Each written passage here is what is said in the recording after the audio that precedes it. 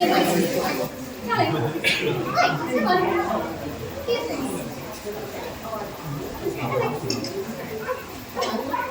jump. The tiniest jump. Here we go. Alrighty guys, so let's get this show on the road. We are moving from a very old species to a very new species.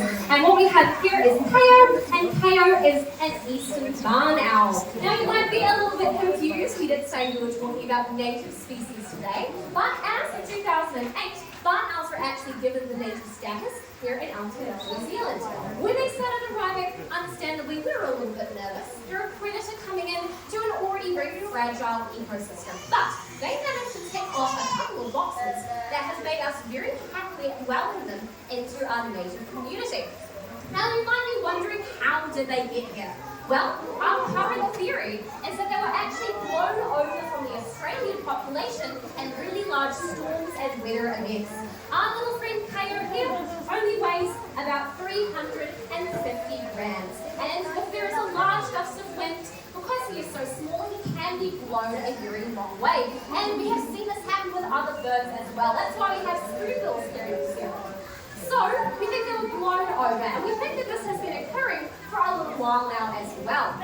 We have had sightings of barn owls here in New Zealand since about the late 1940s, but until 2008, they were classed as a vagrant species. There were individuals here and there, but they weren't breeding.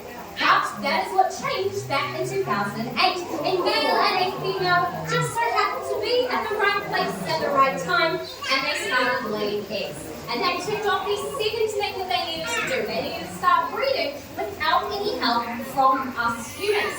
But of course, we already have an owl species here in New Zealand. We have our little ruru, very clumsy today.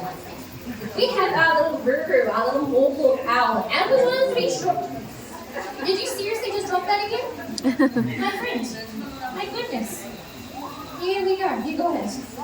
We needed to make sure that our new owl friends weren't going to be just getting rid of the territory or the resources that our ruru needed. But luckily for us, the ruru and the barn owl live very different lifestyles. You see, ruru evolved in a time when New Zealand was still very heavily forested, and we didn't have any native mammals aside from a couple of species of bats.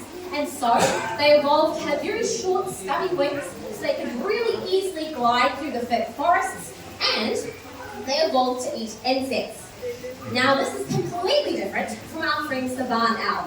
They are called barn owls because they like to live in barns. They like farmland, open plains and fields where they can hunt for their favourite food, which is rats and mice, which is fantastic for us because we have a huge problem with rats and mice here in New Zealand. And so we are very, very happy to have them here and make sure that they are eating all of those pest species for us. A breeding pair of barn owl can eat up to 10 mice in a single evening.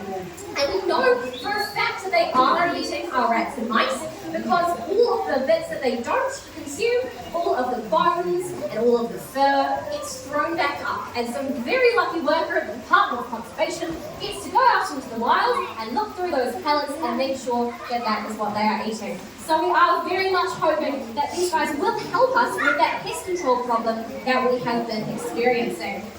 Now, who here is a fan of insects? I see not a single one hand. We have one hand today. Honestly, better than we did yesterday.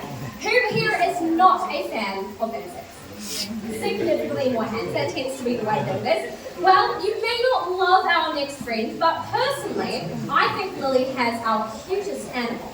So we'll pass you back over to Lily and our very, very cute friend.